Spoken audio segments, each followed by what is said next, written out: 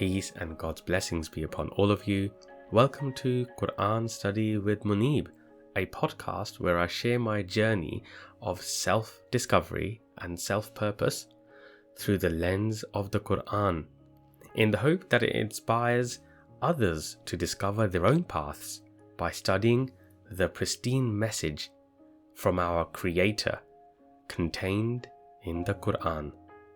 So when you study the Qur'an, one of the things that really captures you is the multi-layered meanings of the verses.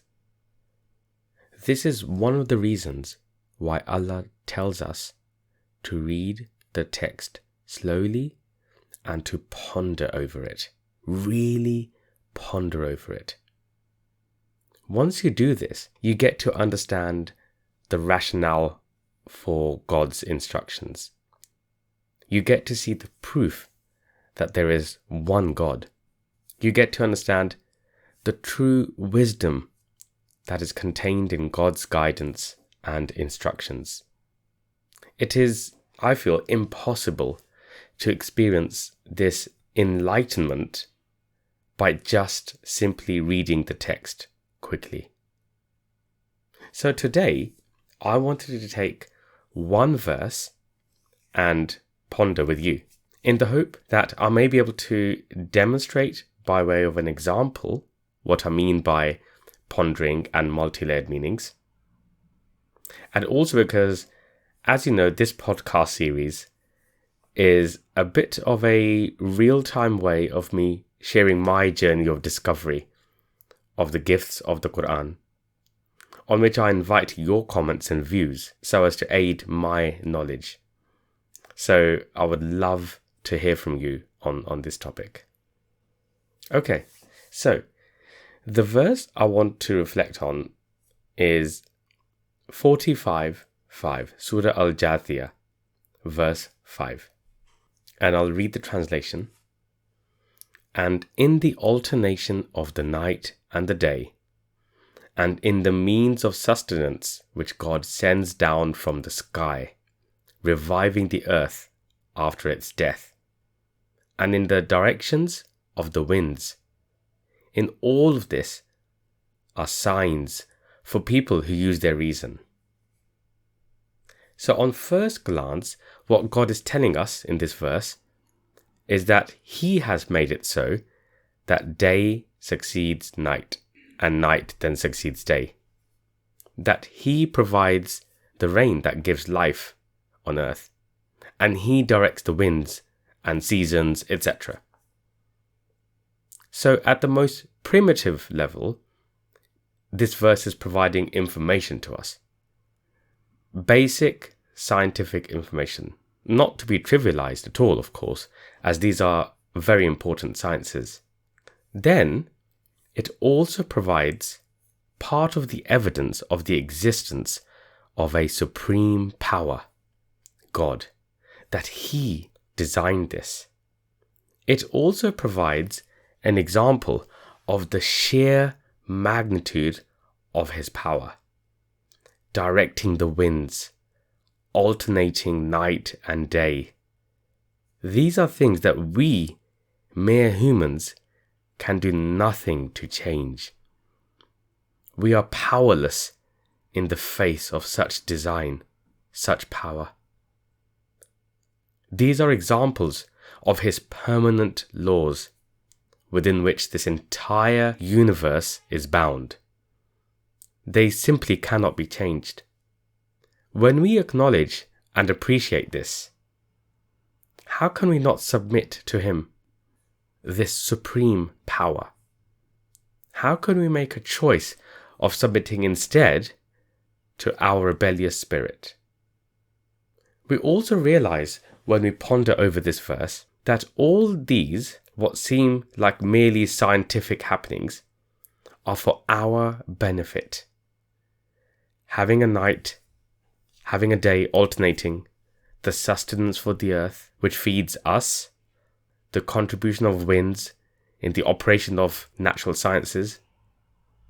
Again, if we realize this design is for the benefit of mankind, How can we do anything but submit to this all-powerful supreme creator? So you see, even just at this level, we find ourselves utilizing some of our time to understand the wisdom of this one verse, the multi-layered meanings. But God is saying that there are signs for those who use their reason, those who think. So I've been thinking a bit further, and I've been wondering.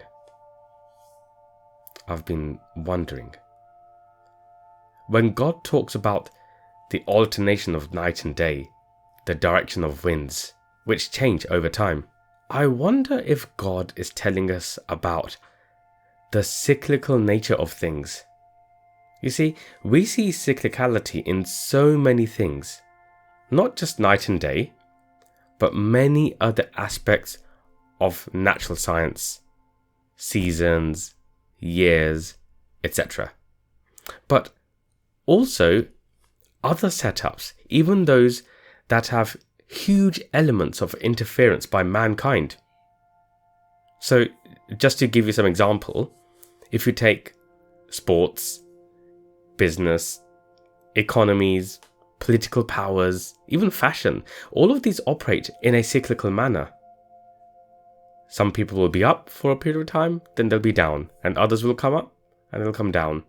Economies will go through growth, then regression. Growth, regression.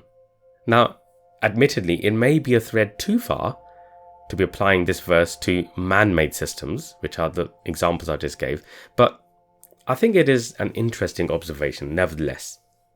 Now, you may remember I recently posted a video on our YouTube channel about the reason that God revealed the Qur'an. And we did a deep study into how mankind is currently in darkness, which we realize if we ponder over the symptoms of darkness and compare them to the current state of mankind. Now, bearing that in mind, coming back to this verse, perhaps in this verse, I was thinking God is giving us hope. He's telling us that the direction of the wind does change. Things will change. Here, when he talks about sustenance that revives the earth after its death, perhaps he's telling us that he provides us with an opportunity to revive ourselves. Perhaps he is not just talking about sustenance from a food perspective, but sustenance for our soul, which collectively forms our societies. If a society is no longer alive, if it is a dead community, from a moral and from the perspective of peace and tranquility, so if it is morally dead, no longer in peace, in darkness, perhaps he is telling us in this verse that he will provide us with the means to get out of that state, to reform and correct ourselves and become alive again from a spiritual perspective, to experience peace and harmony. Perhaps that's another meaning of this verse and one of the messages he's giving us.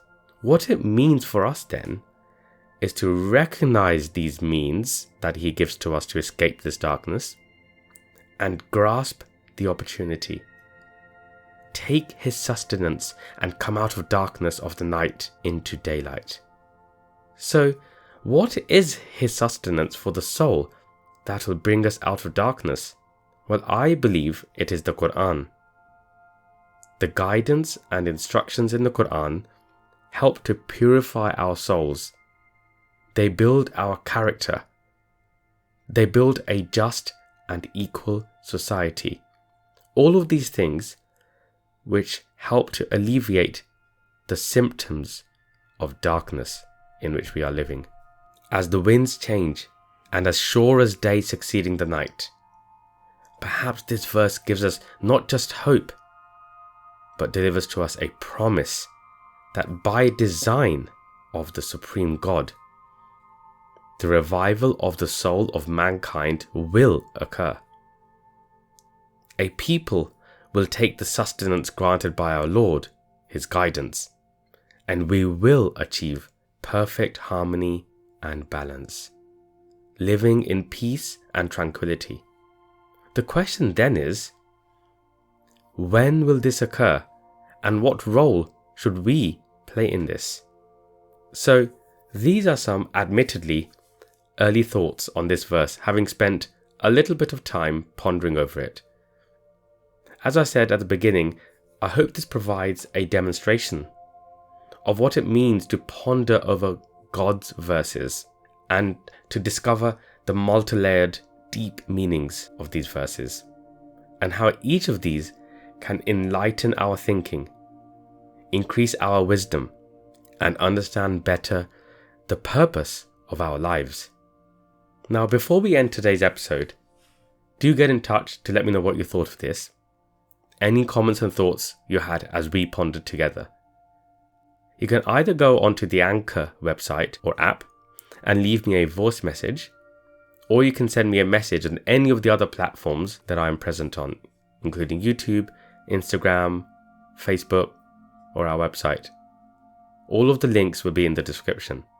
I hope you all find our path through the lens of the Qur'an. Until the next episode, Assalamu alaikum. أفلا يتدبرون القرآن